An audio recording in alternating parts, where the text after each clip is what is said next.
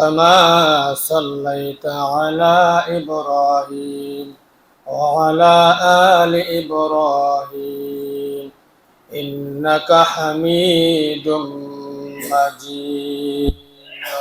আমরা সকলে পড়ি আল্লাহুম্মা বারিক আলা মুহাম্মাদিন ওয়া আলা আলি মুহাম্মাদ কামা বারাকতা আলা ইব্রাহিম ওয়া আলা আলি ইব্রাহিম ইন্নাকা হামিদুম মাজিদ.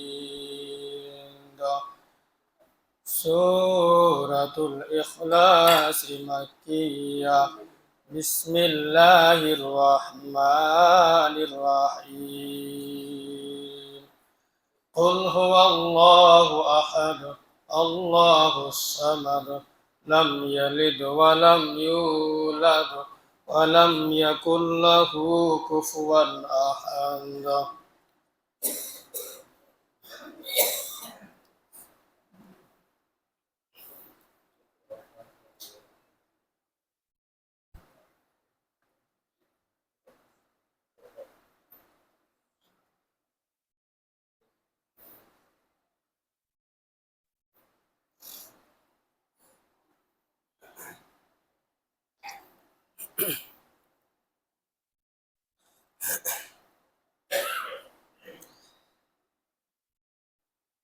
সাদাকাল্লাহুল আলিয়্যুল আযীম. وقال رسول الله صلى الله عليه وسلم ما قرأ قل هو الله أحد 10 مرات بنى الله له بيتا في الجنة أو كما قال رسول الله صلى الله عليه وسلم. وصدق رسوله النبي الكريم ونحن على ذلك من الشاهدين والشاكرين والحمد لله رب العالمين. আলহামদুলিল্লাহ, রব্বে কারিমের কাছে অসংখ্য অগণিত শুকর ও সুজুদ প্রকাশ করছি যে রব্বে কারিম আমাদের সবাইকে সঠিক টাইমে মসজিদে আসার এবং বসার এবং কিছু দিনী কথার শোনার তৌফিক দান করতেছেন। এজন্য আমরা রব্বে কারিমের কাছে, মাহবুদের কাছে, এরকম যিনি আমাদের সৃষ্টি করেছেন তার কাছে, যিনি একক এবং তার সঙ্গে কোনো শরীক নেই ও দ্বিতীয়, যার কোনো এরকম ছেলে নেই, যার কোনো পিতা মাতা নেই, যার সঙ্গে কারো কোনো শরীক নেই, এরকম মাবুদের কাছে আমরা সবাই জোরে সরে বলি আলহামদুলিল্লাহ। আজকের এই সংক্ষিপ্ত সময়ের ভিতরে সূরাতুল ইখলাসের তাফসীর করা হবে। আমরা সবাই ইনশাআল্লাহ মনোযোগ সহকারে আজকের এই তাফসীরটা আমরা সবাই শুনে আল্লাহ তাআলা যেন আমাকে এবং যারা শুনবো সবাইকে যেন আমল করার তৌফিক দান করেন। জোরে সরে বলি আমিন। সূরাতুল ইখলাস, এই সূরাটি আমরা সবাই জানি। এখানে যারা আমরা বসে আছি সবাই এ টু জেড, ছোট হোক বড় হোক, সবাই জানে। যে কোনোদিন মক্তবে পড়ে নাও সেও জানে এই সূরাতুল ইখলাস, কুল হুয়াল্লাহু আহাদ, এই সূরা কে বা কারা জানে না? সবাই জানে।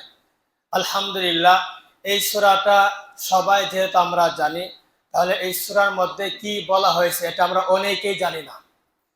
এজন্য সূরার অর্থগুলো না জানা থাকার কারণে, সূরার ব্যাখ্যা আমাদের জানা না থাকার কারণে আমরা সরাসরি ওইটুকু ফায়দাবান হচ্ছি না।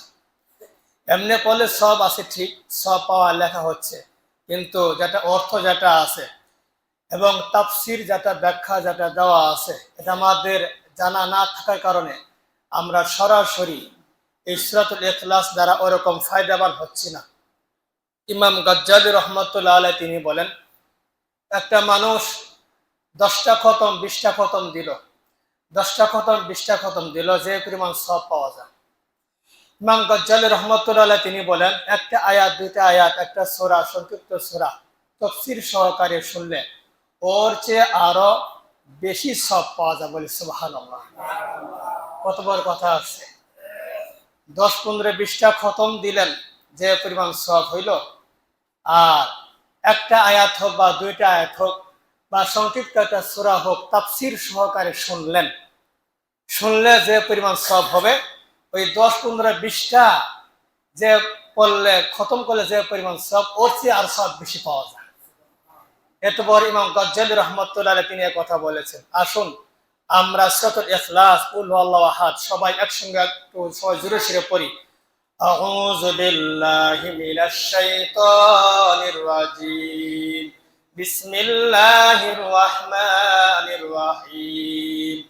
কুল হুয়াল্লাহু আহাদ আল্লাহুস সামাদ লাম ইয়ালিদ ওয়া লাম ইউলাদ ওয়া লাম ইয়াকুল লাহু কুফুয়ান আহাদ। আপনাদের আওয়াজ শুনে বোঝা যাচ্ছে যে আমরা সবাই এই সূরাটা পারি। এই সূরাটা নাজিল হয়েছে মক্কায়। সূরাতুল ইখলাস, এই সূরার 20টা নাম আছে। কয়টা নাম? 20টা নাম। 20টা নামের ভিতরে একটা নাম আমরা সবাই জানি, নাম হলো সূরাতুল ইখলাস। সূরাতুল ইখলাস এই নামটা আমরা সবাই জানি। কুল হুয়াল্লাহু আহাদ এই সূরার 20টা নাম আছে। 20টা নামের ভিতরে একটা নাম আমরা সবাই কম বেশি জানি, নাম হলো সূরাতুল ইখলাস। ইখলাস মানে নিষ্ঠাবান, নিষ্ঠাবান, 1 নম্বর নাম। 2 নম্বর হলো সূরাতুত তাওহীদ। তাওহীদ, কুল হুয়াল্লাহু আহাদ এই সূরার 2 নম্বর নাম হলো সূরাতুত তাওহীদ। তাওহীদ মানে একত্ববাদ। আল্লাহ তাআলা এই সূরার মধ্যে একত্ববাদের কথা বলেছেন। বলি সুবহানাল্লাহ। একত্ববাদ। 3 নম্বর নাম হলো সূরাতুল ঈমান। ঈমানের কথা বলা হয়েছে। কুল হুয়াল্লাহু আহাদ এই সূরা 3 নম্বর নাম হলো সূরাতুল ঈমান, মানে ঈমানের সূরা। এই সূরার মধ্যে ঈমানের কথা বলা হয়েছে। ঈমান, যে ঈমানের প্রশ্ন আসে জান্নাত জাহান্নাম হওয়া, যে ঈমানের প্রশ্ন আসে মুসলিম ও মুসলিম হওয়া, যে ঈমানের প্রশ্ন আসে মুসলিম হিন্দু হওয়া। তাহলে এই ঈমানের কত দাম। এই কুল হুয়াল্লাহু আহাদের একটা নাম হলো সূরাতুল ঈমান।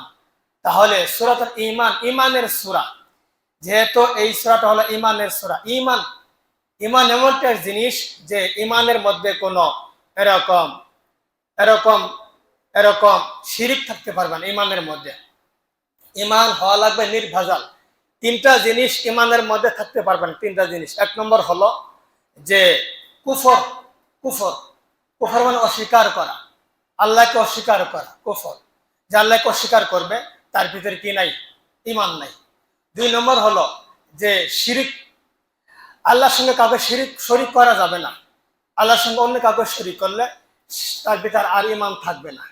3 নম্বর হলো নিফাক, মুখে বলে এক কথা, ভিতরে আর আরেক কথা। এও ঈমানদার নাই, মুমিন নাই, মুসলমান না। মুখে এক কথা বলে অন্তরে আরেক কথা, নিফাক, মুনাফিক। তাহলে ঈমান হওয়া লাগবে। 1 নম্বর হলো শিরক মুক্ত হওয়া লাগবে ঈমান। 2 নম্বর হলো যে কুফর মুক্ত হওয়া লাগবে। 1 নম্বর হলো কুফর মুক্ত, 2 নম্বর হলো শিরক মুক্ত, 3 নম্বর হলো নিফাক মুক্ত। কুফর মুক্ত, শিরক মুক্ত, নিফাক মুক্ত, এই 3টা না হওয়া লাগবে। যার ভিতরে 3টা নাই সে হলো ঈমানদার। এবং যার ভিতরে 3টার একটা আছে সে ঈমানদার নয়, সে মুসলমান নয়, সে অন্য ধর্মের লোক হয়ে যা, হিন্দু হয়ে যা, খ্রিস্টান হয়ে যা। এই 3টার মধ্যে একটা যদি কারোর ভিতরে থাকে যার কি, সে বলল যে এরকম ভাবে আমি আল্লাহকে অস্বীকার করলাম, তাহলে শেষ, আর সে মুসলমান নাই, একটাই যথেষ্ট। অথবা সে বলল আমি মুসলমান বটে, কিন্তু সে মুখে বলে এক কিন্তু অন্তরে আরেকটা করে, সেও মুসলমান না, সেও ঈমানদার না। অথবা এরকম আল্লাহর সঙ্গে অন্য কাউকে শরীক করে, সেও এরকম ঈমানদার না। তাহলে বোঝা গেল ঈমান হওয়া লাগবে 3টা জিনিস থেকে যে কোনো এরকম তার ভিতরে থাকতে পারবে না। একটা থাকলেই সে আর ঈমানদার হবে না, সে মুমিন হতে পারবে না, মুসলমান হতে পারবে না, সে অন্য ধর্মের লোক হয়ে যাবে। ওই ঈমানের কথা। এই জন্য কুল হুয়াল্লাহু আহাদের আরেকটা নাম হলো সূরাতুল ঈমান, ঈমানের সূরা। কিসের সূরা? ঈমানের সূরা। ইমানের সূরা। ইমানের সূরা যেহেতু এই সূরাটা, তাহলে এই সূরাটা অনেক গুরুত্ব আছে। সমস্ত লোক সবাইকে মুহাম্মদকে বলল, আমরা তো আমাদের প্রতিপালক আছে, তুমি জানো আমরা তো প্রতিপালকের এরকম আমাদের আছে। কুরাইশ যে বংশের মধ্যে নবীজি জন্মগ্রহণ করছেন, তারাও এসে বলে, মোহাম্মদ তুমি আবার কোন কোন খোদার দাওয়াত দো, কোন আল্লাহ পাকের দাওয়াত দো, এটা আমরা বুঝতেছি না। আমরাও তো আল্লাহ পাকের ইবাদত করি। আল্লাহ পাক মানে আমরা যে আল্লাহ পাকের কথা বলি এটা না, ওদের কথা বলতেছে। আমরা তো সৃষ্টিকর্তার কি করি, এরকম তার কথা শুনি, পালন করি। তাহলে তুমি কোন খোদার কথা বলতেছ? যে বংশের মধ্যে নবীজি আসছে, কুরাইশ বংশ, ওই বংশের লোকেরা নবীকে প্রশ্ন করছে। দেখেন নিজের বংশের লোকেরাই তাকে এরকম বলতেছে। আচ্ছা, এটা বাদ দিলাম, আর ওইদিকে যান, ইহুদি, খ্রিস্টান, নাসারা, বৌদ্ধ এরকম যারা আছে, তারা বল আরম্ভ করছে, ও মোহাম্মদ আমরা তো সৃষ্টিকর্তার পালন গোলা এগুলা সবকিছু মানি, এখন তুমি কোন খোদার কথা বলতেছ? সবারই একরকমের প্রশ্ন, সবারই একরকমের প্রশ্ন, একরকমের কথা। একরকমের কথা কি, আমরা তো সৃষ্টির কথা আমরা পালন করি, সবাই এটাই বলতেছে। কিন্তু প্রশ্ন হলো তুমি কোন খোদার কথা বলতেছ, তুমি কার কথা বলতেছ? সবার এক কথা এবং এক কথারই তাদের প্রশ্ন রয়েছে। এই জন্য আল্লাহ পাক এই সমস্ত কথার জন্য আল্লাহ পাক এই সূরা দুনিয়াতে নাজিল করলেন, বলে সুবহানাল্লাহ। সেটার মধ্যে কি বলা হয়েছে, কুল হুয়াল্লাহু আহাদ। ও মুহাম্মদ আপনি বলে দেন, যারা প্রশ্ন করেছে যে তুমি কোন খোদার দাওয়াত দাও আমাদেরকে, তুমি কোন খোদার কথা বলতে চাচ্ছ, ও মুহাম্মদ আপনি বলে দিন হুয়াল্লাহু আহাদ, এক আল্লাহর কথা। যেই মাত্র এক আল্লাহর কথা বলা হয়েছে, সব কিছু সরে গেছে, সব কিছু সরে গেছে। যেই মাত্র এক আল্লাহর কথা বলা হয়েছে। আমরা যারা এখানে নামাজ পড়ার জন্য আসছি, আমরা অনেকেই জানি যে ইহুদি আর খ্রিস্টান, ইহুদিরা তারা এরকম ভাবে তারা দুই খোদা মানে, আর খ্রিস্টানরা তারা তিন খোদা মানে, আর হিন্দুরা তো লক্ষ লক্ষ কোটি কোটি খোদা মানে, ওদের খোদা কোনো শেষ নেই। তাহলে এই যে বলা হলো যে তুমি কোন খোদার কথা বলো মুহাম্মদ, যেই মাত্র এই আয়াতটা বলা হলো কুল হুয়াল্লাহু আহাদ, আপনি বলে দিন এক আল্লাহ। এক আল্লাহ বলার দ্বারা সমস্ত লোকের কথাগুলো বাদ হয়ে গেল। যারা এরকম ভাবে আল্লাহর সঙ্গে একজনকে শরীক করেছে তারা বাদ হয়ে গেল, যারা আল্লাহর সঙ্গে দুজনকে শরীক করেছে তাদের কথাও বাদ হয়ে গেল। এই জন্য যখন নাকি এরকম ভাবে ইহুদিরা তারা এরকম দুই খোদা মেনেছে, তারা বলে আমাদের দুই খোদা, এক খোদা তো আছেই, আরেক খোদা হলো উযাইর নবী আলাইহিস সালাতু ওয়াস সালাম। এই দুই খোদা তারা মানছিল, দুইজন খোদা, এই দুইজন খোদা তারা মেনেছিল। উযাইর নবী আলাইহিস সালাতু ওয়াস সালাম তিনি এরকম ভাবে আল্লাহ পাক তাকে এরকম অনেক বছর পর্যন্ত তার মৃত্যু অবস্থায় রাখছিল। পর্যন্ত দুনিয়াতে যখন আবার আসলো, আসি দেখে যে 100 বছর পরে আসছে, আসি দেখে যে এগুলা কোনো কিছু আর মিলে না। যখন নাকি কোনো কিছু মিলে না, তখন ওই সময় যারা ছিল ওরা দেখলো কিরে এই লোক আমাদের কথার সঙ্গে কোনো মিলতেছে না, আমাদের যেগুলো আচরণ এগুলোর সঙ্গে কোনো মিলতেছে না, এটা তো মহামানব, এটা অনেক কিছু, এর পূজা কর। উযাইর নবীকে তারা পূজা করা আরম্ভ করেছে। ওই সময় থেকে ইহুদিরা তারা দুই খোদা মানছে, এক খোদা হলো উযাইর নবী আলাইহিস সালাতু ওয়াস সালামকে, আরেক খোদা আমাদের খোদা, দুই খোদা। আর খ্রিস্টানরা তারা তিন খোদা মানে, এক খোদা তো আমাদের, আবার আরেক খোদা হলো ওই যে মারিয়াম, আরেক খোদা হলো ঈসা, এগুলাকে তারা এরকম ভাবে খোদা মানছে। এই খোদা মানার পর তিন খোদা, দুই খোদা, কোটি কোটি খোদা। হিন্দুরা যার ভিতরে একটা শক্তি পাইলো ওরে খোদা মানে। ওই যে একটা কথা আছে না, হিন্দুরা 12 মাসে 13 পূজা করে, আনলিমিটেড পূজা, আনলিমিটেড খোদা, আনলিমিটেড এরকম সৃষ্টিকর্তা। এই জন্য হিন্দুদের কোটি কোটি খোদা, ওদের কোনো খোদা কোনো শেষ নাই। আল্লাহ পাক মুহাম্মদের উপর নাজিল করলেন কুল হুয়াল্লাহু আহাদ, হে নবী আপনি বলে দেন এক আল্লাহ, এক আল্লাহর প্রতি ঈমান আনতে হবে। তো এই কথা বলার দ্বারা সমস্ত ইহুদি, নাসারা, খ্রিস্টান, বৌদ্ধ, হিন্দু ও বিজাতি যারা সবগুলা বের হয়ে গেছে। এখন মুহাম্মদের সঙ্গে আর কারো কোনো চুক্তি আর কোনো কিছু নেই। মুহাম্মদের ধর্ম লেটেস্ট ধর্ম, মুহাম্মদের ধর্ম হচ্ছে সত্য ধর্ম, মুহাম্মদের ধর্ম হলো চির ধর্ম, মুহাম্মদের ধর্ম হলো একক ধর্ম। এই ধর্মের সঙ্গে কোনো ধর্ম মিলতে পারে না। আসুন, এই আয়াতটা নাজিল হলো, কুল হুয়াল্লাহু আহাদ আল্লাহুস সামাদ। যে সূরাগুলো আপনারা পারেন, এই সূরাগুলো আপনাদের তাফসীর শোনাও কি লাগে, ভালো লাগে, যেহেতু জানেন যে, এই জন্য আলহামদুলিল্লাহ আপনার সব গুরুত্ব সহকারে শুনুন। কুল হুয়াল্লাহু আহাদ আল্লাহুস সামাদ। এই সূরাতুল ইখলাস, কুল হুয়াল্লাহু আহাদ, এই সূরার যে তাফসীর, যে ব্যাখ্যাগুলো আছে, এই সংক্ষিপ্ত সময়ের ভিতরে করা শেষ হবে না। আমার মনে হয় আরো আগামী কয়েক জমাতে বলতে হয় কিনা, আল্লাহ পাকি ভালো জানে। বিশাল বড় তাফসীর আছে, বিশাল অনেক তাফসীর। শুধু আজকে আপনাদের সংক্ষিপ্ত ভাবে বলা হচ্ছে। আল্লাহ পাক বলেন, কুল হুয়াল্লাহু আহাদ আল্লাহুস সামাদ আল্লাহুস সামাদ। আল্লাহ কারো কি নয়, মুকাফিকি নয়। আস-সামাদ, আস-সামাদ অর্থ হলো মুকাফিকি নয়। আস-সামাদ অর্থ হলো মুকাফিকি নয়, অর্থাৎ মুকাফিকি নয় এর ব্যাখ্যা কি আমাদেরকে বোঝা লাগবে।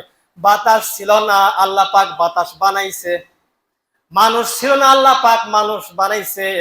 দুনিয়া ছিল না, দুনিয়ার নমুনাও ছিল না, আল্লাহ পাক দুনিয়া বানাইছে।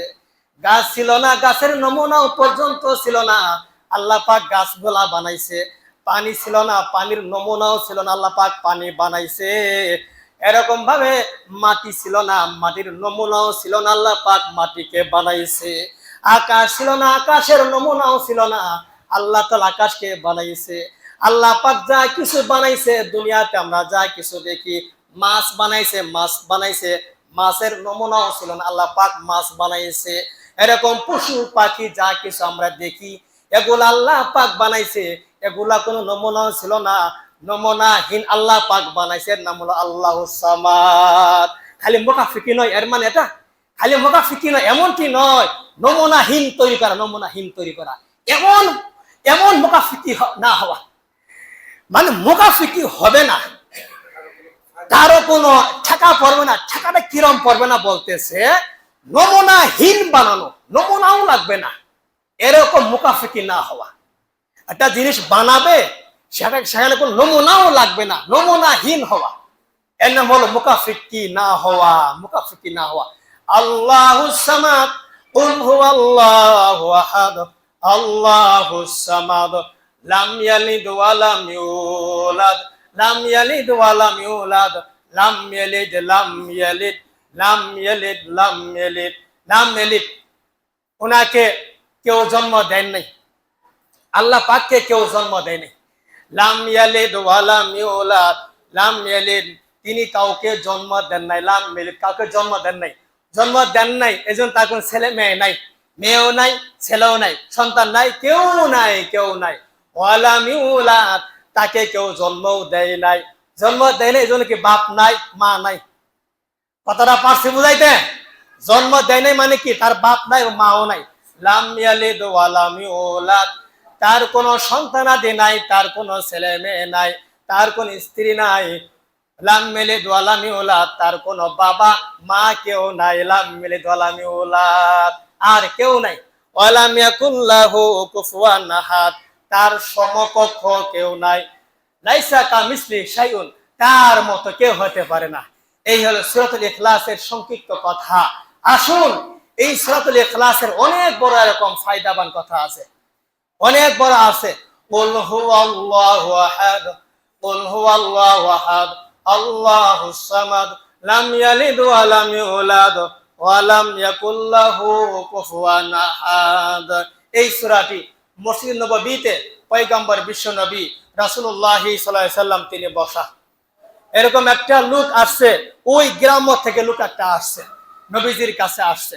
অনেক শরীরে ঘাম অবস্থায় ছিল, প্রখর রোদ ছিল, এরকম কোন বিশ্রামের জায়গা ছিল না। নবীজি মসজিদ নববীতে ছিল। আসার পর নবীজি তাকে দেখলেন, দেখার পরে ওই সাহাবার এরকম ঘাম গোলা নবীজি নিজে হাত দ্বারা মুছে দিলেন। বলেন সুবহানাল্লাহ। ওই গ্রাম্য সাহাবী এসে বলল যে, আমার অনেক সমস্যার কারণে আমি আপনার কাছে আসছি, অনেক কষ্ট কারণে আমি আপনার কাছে আসছি। পয়গম্বর বললেন, তোমার কি সমস্যা, আমাকে বলে দাও তোমার কি সমস্যা। ওই গ্রাম্য সাহাবী বলল, ইয়া রাসূলুল্লাহ, ইয়া হাবিবাল্লাহ, সকালবেলা থেকে সন্ধ্যা পর্যন্ত কাজ করি, সন্ধ্যাবেলা থেকে আবার ভোরবেলা পর্যন্ত কাজ করি, সারাক্ষণ শুধু কাজ করি, এরকম ভাবে জঙ্গলের মধ্যে কাজ করি, ভেড়া গোলাকা নিয়ে কাজ করাই, এরকম ভাবে অনেক সারাদিন শুধু কষ্ট আর কষ্ট করি, এতগুলা কষ্ট করলাম, ঘরের মধ্যে সংসারের মধ্যে অভাব অনটন ছাড়ে না। এরকম আছে না? এরকম কিন্তু আছে, বাপও ইনকাম করে, মা এই ছেলে মেয়ে সবাই ইনকাম করে, তবুও ঘরের মধ্যে কোনো বরকত নাই, তবুও ঝগড়া বাজি আছে, আর্থিকের সমস্যা, অভাব দূর হয় না।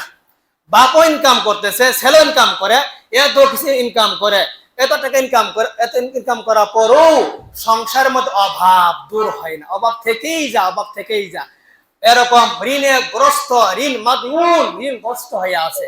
ইয়া রাসূলুল্লাহ, ইয়া হাবিবাল্লাহ, ওই গ্রাম সাহাবী বলল, শুধু তাই নয়, শুধু তাই নয়, এরকম ঋণগ্রস্ত হয়ে গেছে, একটা ঋণ দেওয়ার পরিশোধ করার পরে আবার আরেক জায়গায় ঋণগ্রস্ত হয়ে যায়, আমি ঋণে জড়িত হয়ে গেছি, আমার সংসারের মধ্যে কোনো বরকত নাই।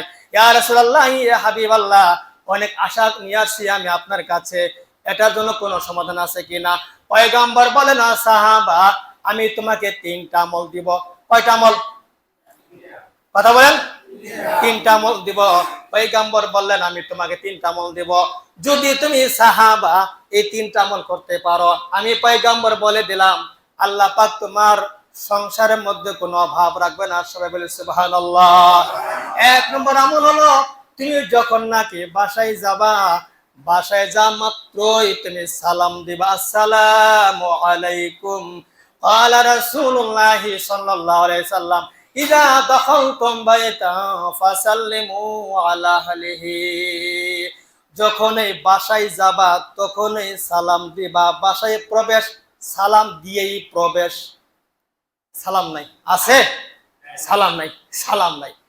যখনই বাসায় যান সালাম নাই, রাগ কত, 100 পাওয়ার রাগ নিয়ে থাকে, তাহলে এই সংসারে কি পকত হবে? আপনি আমাকে বুঝান। রাগে ফায়ার, রোদে কাজ করে আসছে, আপনার কাজ তো করবেন, স্বামী হন না, আপনার কারণে তো এই সংসারে সাজানো হয়েছে, আপনার বউ আসছে, ছেলে মেয়ে আসছে, নাইনতনিরা সবাই তো আসছে, রাগ নিয়ে আসছে বাসায়, সালাম তো দূরের কথা, রাগে ফায়ার, রাগ করা যাবে না, সালাম দেওয়া লাগবে। 1 নম্বর কথা হলো, সাহাবা তুমি আমল করবে। 1 নম্বর, যখন তুমি বাসায় আসবা, বাসায় প্রবেশ করা মাত্রই তুমি সালাম প্রদান করবে, 1 নম্বর। 2 নম্বর, যখন কোনো এরকম ভাবে বাসাতে কেউ না থাকবে, যখন এরকম গেছে কোথাও বেড়াইতে বা এরকম কেউ বাসাতে নাই, এরকম হয় না? বাসাতে কিন্তু সবসময় লোক থাকে নাকি? এরকম তালাবদ্ধ থাকে, বা এরকম চলে গেছে কোথাও, কোনো কাজে চলে গেছে, তালাবদ্ধ, মোকাফফাল তালাবদ্ধ, সেক্ষেত্রে কি করবা? 2 নম্বর আমল হলো, যখন তোমার বাসাটা দেখবা তালাবদ্ধ, বাসাতে কেউ নাই, তুমি ওই সময় সালাম দিবা, আসসালামু আলাইনা ওয়া আলা ইবাদিল্লাহিস সালিহিন, যেটা আমরা কোথায় পড়ি? আত্মীয়াতে। মাশাআল্লাহ, অনেকের খোঁজ খবর আছে, আল্লাহু আকবার। আত্মীয়াতে যেটা আমরা পড়ি, এটা বললে কারে সালাম দেব? ভিতরে কেউ তো নাই, ফেরেশতারা আছে, ফেরেশতারা আপনাকে সালাম দিবে, সালাম উত্তরটা দিবে, আসসালামু আলাইনা ওয়া আলা ইবাদিল্লাহিস সালিহিন। কয় নম্বর? 2 নম্বর। 1 নম্বর হলো, তুমি যখন নাকি বাসায় যাবা, বাসাতে যখন লোক থাকবে সালাম দিবা। 2 নম্বর আমল হলো, যদি কেউ না থাকে, আসসালামু আলাইনা ওয়া আলা ইবাদিল্লাহিস সালিহিন, 2 নম্বর আমল। 3 নম্বর আমল হলো, যখনই প্রবেশ করবা বাসাতে, সূরাতুল ইখলাস, কুল হুয়াল্লাহু আহাদ, এই সূরাটা তুমি পড়বা। এই সূরাটা পড়তে মাত্র 5 থেকে 7 সেকেন্ড সময় লাগে, 5 থেকে 7 সেকেন্ড সময় লাগে। কুল হুয়াল্লাহু আহাদ, আল্লাহুস সামাদ, লাম ইয়ালিদ ওয়া লাম ইউলাদ ওয়া লাম ইয়াকুল লাহু কুফুয়ান আহাদ, এই যে 5 সেকেন্ড সময় লাগবে, 5 সেকেন্ড। যখনই তুমি বাসায় প্রবেশ করবা, তখনই তুমি এই সূরাটা পড়বা। এই 3টা আমল করো। সাহাবা এই 3টা আমল নিয়ে এসে চলে গেছে, আমল করা আরম্ভ করেছে। কিতাবের মধ্যে লেখা আছে, কয়েকদিন যেতে না যেতে আল্লাহ পাক তার ঘরের মধ্যে অসংখ্য অগণিত বরকত দান করছে। সুবহানাল্লাহ। কি পরিমাণ বরকত দান করছে, কি পরিমাণ বরকত দান করছে, কি পরিমাণ আল্লাহ পাক সংসার থেকে অভাবকে দূর করছে, এত পরিমাণ আল্লাহ পাক তাদের মধ্যে রিজিকের ফয়সালা করে দিছে, প্রতিবেশীরাও তারা খায় শেষ করতে পারে না। একদিন নবীর সঙ্গে দেখা হলো, যে ও সাহাবা, আমি যে তোমার 3টা আমলের কথা বলছিলাম, তুমি ওগুলো আমল করেছিলা, তোমার সংসারে কি অবস্থা? ইয়া রাসূলুল্লাহ, ইয়া হাবিবাল্লাহ, আপনি 3টা আমলের কথা বলছিলেন, সালাম দেওয়া, যদি বাসাতে কেউ না থাকে আসসালামু আলাইনা এটা বলা, এবং যখনই যাব তখনই সূরাতুল ইখলাস কুল হুয়াল্লাহু আহাদ সূরাটা পড়ব। এই আমলটা করেছিলাম, তখন নবীজি আমার সবগুলা ঋণ পরিশোধ হয়ে গেছে এবং আমার ঘরের মধ্যে এই পরিমাণ রিজিকের ফয়সালা করেছে আল্লাহ পাক। আমি নিজে খাওয়া শেষ করতে পারি না, আমার ছেলে মেয়েরাও তারা খাওয়া শেষ করতে পারে না, প্রতিবেশীরাও তারাও এসে খাইতেছে, তারাও শেষ করতে পারে না। আল্লাহ পাক আমাকে এরকম নিয়ামত দান করছে। সবাই বলি সুবহানাল্লাহ, সবাই জুড়ে সুরে বলি কুল হুয়াল্লাহু আহাদ আল্লাহুস সামাদ লাম ইয়ালিদ ওয়া লাম ইউলাদ ওয়া লাম ইয়াকুল লাহু কুফুয়ান আহাদ। এই সূরার আরো অনেকগুলো তাফসীর আছে, ইনশাআল্লাহ আগামী জুমাগুলোতে ইনশাআল্লাহ সবই নষ্ট আকারে ধারাবাহিকভাবে ইনশাআল্লাহ আলোচনা করা হবে।